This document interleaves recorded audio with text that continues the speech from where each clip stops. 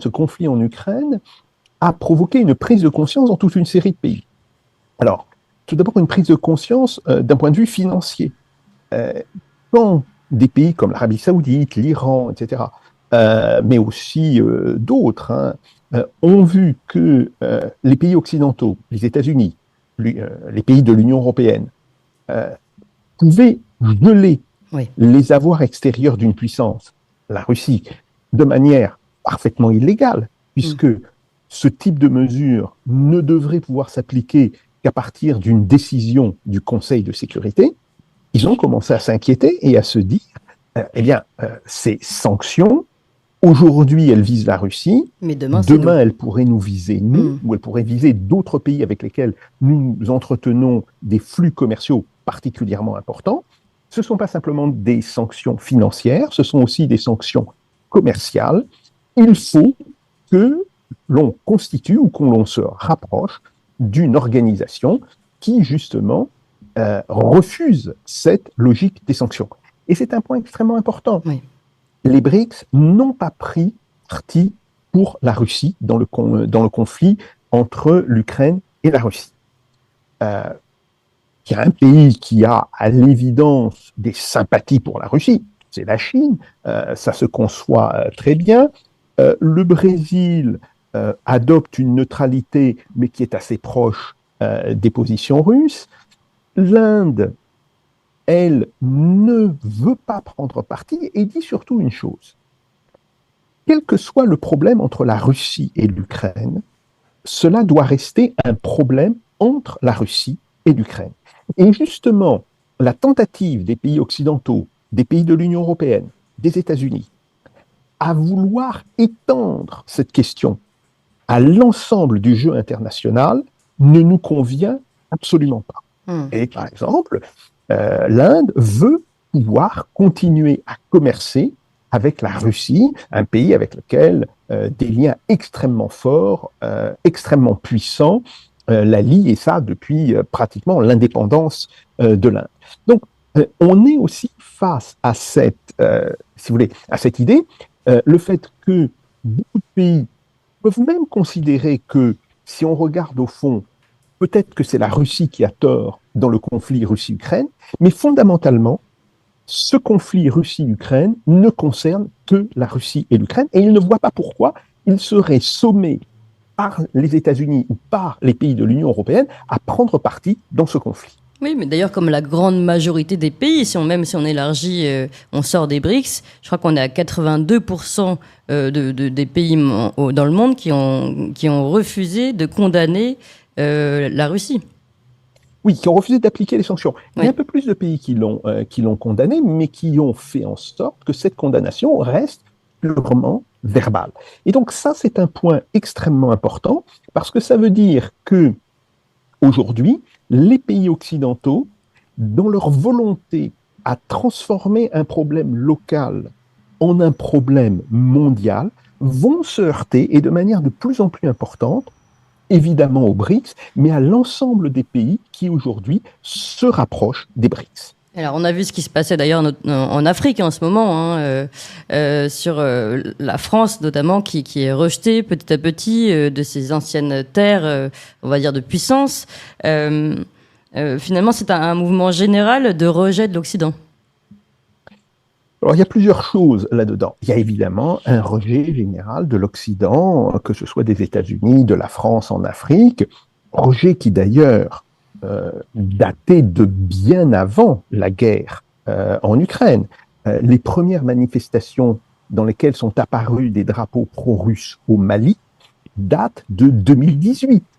Les premières fois où des hommes politiques maliens ou burkinabés se sont prononcés pour une alliance privilégiée avec la Russie, c'est 2018-2019. Donc, vous voyez, c'est des choses qui sont antérieures, en fait, à la guerre entre la Russie et l'Ukraine. Mais il est très clair que cette guerre a joué le rôle d'un accélérateur de cela, et que, par ailleurs, deux pays, la Chine et la Russie, pour les nommer, jouent de manière tout à fait explicite sur l'idée, les BRICS, c'est en fait, l'organisation qui est à terme appelée à devenir l'organisation des anciens pays colonisés ou des pays dominés par les pays occidentaux et qui veut justement réaffirmer leur souveraineté et réaffirmer leur indépendance face aux pays occidentaux.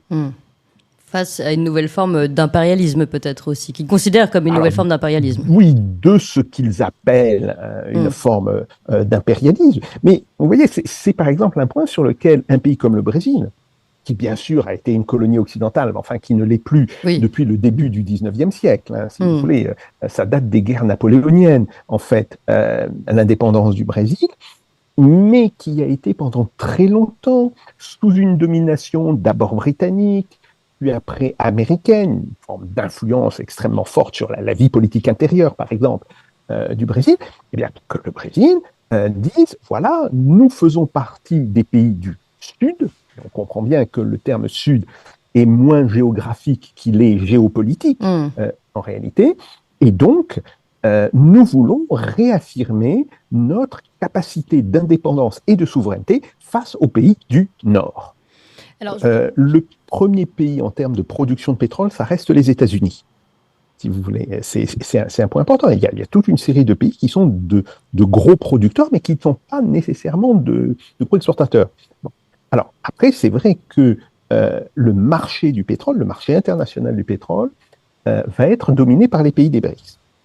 En réalité, ce marché était déjà dominé par ce qu'on appelle l'OPEP+, autrement dit l'OPEP traditionnel, donc les pays du Golfe arabo-persique, le Venezuela, bon, une série de pays qui ne sont pas de cette zone et qui sont des adhérents à l'OPEP, plus des pays qui ne sont pas des adhérents à l'OPEP, mais qui entretiennent des relations privilégiées avec cette organisation, dont en particulier la Russie. Alors là, le point est intéressant. C'est qu'il y a eu, pendant des années, une véritable compétition, une concurrence entre la Russie et l'Arabie saoudite, pour qui aurait les plus grandes parts de marché. Rappelons-nous l'effondrement des prix du pétrole en 2015, qui était causé par cette concurrence, mais aussi l'effondrement jusqu'à l'absurde des prix du pétrole au mois de juin 2020. Là aussi, c'était un effet de cette concurrence. Et là, la Russie et l'Arabie saoudite ont appris de cette concurrence et ont compris qu'ils avaient plus intérêt à coopérer qu'à être concurrents. Et de fait, depuis 2021, on a vu se constituer une forme d'alliance, et il faut bien regarder ce que disent l'ensemble des ministres de l'énergie de ces différents pays, une forme d'alliance entre les pays de l'OPEP, la Russie et les pays qui suivent la Russie dans le groupe non OPEP, mais qui constituent maintenant ce qu'on appelle le plus de l'OPEP, dans l'OPEP+, ces pays ont constitué une forme d'alliance.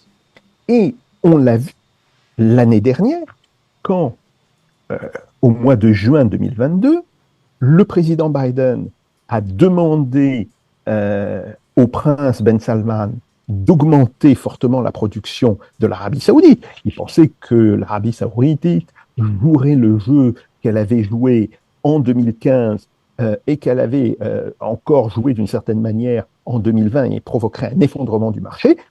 Et le prince Ben Salman a dit « il n'en est pas question ». Et donc c'est de là que date en réalité cette espèce de grand tournant sur le marché des hydrocarbures. Alors, ce qui est intéressant, c'est que ce qui ne pourrait être qu'une alliance conjoncturelle de producteurs est aujourd'hui en train de se solidifier, et c'est la Chine qui a joué un rôle particulièrement important en réussissant à réconcilier, ou en tous les cas à gommer une partie des divergences et de la conflictualité entre l'Iran et l'Arabie saoudite, et en leur promettant que si ces pays cessaient de se faire la guerre par Yéménites interposés, eh bien, ils pourraient rentrer dans les BRICS. Et c'est ce que l'on a vu là, au sommet de Johannesburg, l'entrée de l'Iran, de l'Arabie saoudite et des Émirats arabes unis concrétise en réalité cette alliance des pays de l'OPEP+, qui s'était constituée en 2021 et qui s'est renforcée et manifestée de manière absolument évidente en 2022 et au début 2023. Oui, en fait, on est passé, comme vous le disiez tout à l'heure, d'une entente ou d'une coopération conjoncturelle à une entente ou une coopération presque institutionnelle désormais. Oui, et en tous les cas, beaucoup plus politique.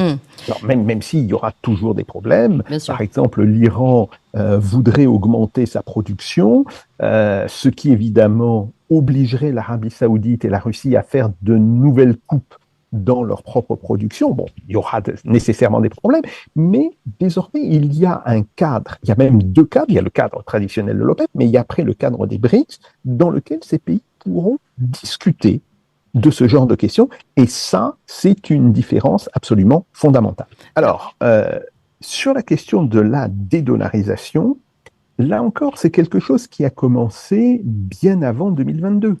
En fait, c'est à partir de la crise financière de 2008-2010, ce qu'on appelle la crise des subprimes, qu'un certain nombre de pays, dont la Russie et la Chine, évidemment, se sont dit les États-Unis sont incapables de gérer efficacement l'ordre monétaire international, leur inconséquence conduit à des crises dont nous sommes les victimes, il faut que ça cesse.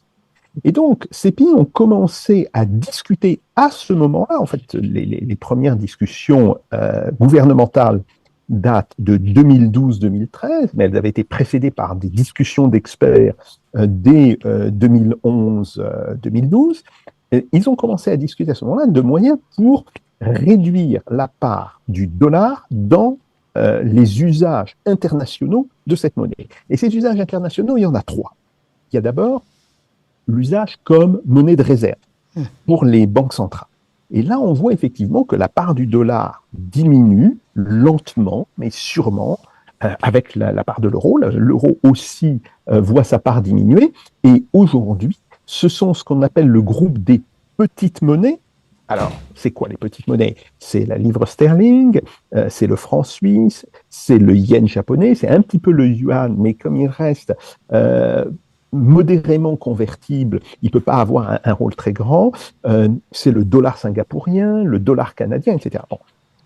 On voit que ces petites monnaies sont passées de grosso modo 10% dans les réserves internationales en quelques années à 22%. C'est une augmentation tout à fait spectaculaire. Au point d'ailleurs que ce groupe des petites monnaies est aujourd'hui plus important que la part de l'euro qui est tombée en dessous de 17%.